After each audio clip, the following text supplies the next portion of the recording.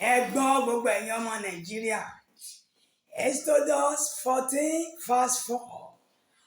Olúwa ni mo mọ̀ọ́mọ̀ sí ọkàn Fáráò le. Torí bá ó yìn mí lógo lórí Fáráò àti lórí gbogbo ogun ẹ̀. Àwọn Fáráò olórí wa ní orílẹ̀-èdè Nàìjíríà. Ọ̀run ṣetán láti yìnra ẹ̀ lógo àti láti fi ara rẹ̀ bí Ọlọ́run. Nítorí pé ọba méjì jẹ́ Ọlọ́run kan ní ọba àwọn ọba olúwa àwọn olúwa. Ọba ayérayé, ọba tí ń fọba jọba tí ń rọba lóyè. Àwọn tó sọra wọn di ọba àti Ọlọ́run lórí wa ní Nàìjíríà.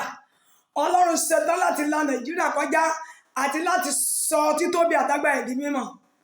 Ọba tó sọ wọ́n dọ̀pọ̀ ní Samaria yóò sọ wọ́n dọ̀pọ̀ ní orílẹ̀-èdè yìí wọ́n fẹ́ wọ́n kọ̀. Àánú Ọlọ́run tí ń bẹ lórí àwọn àyànfẹ́ yóò fọhùn. Ọlọ́run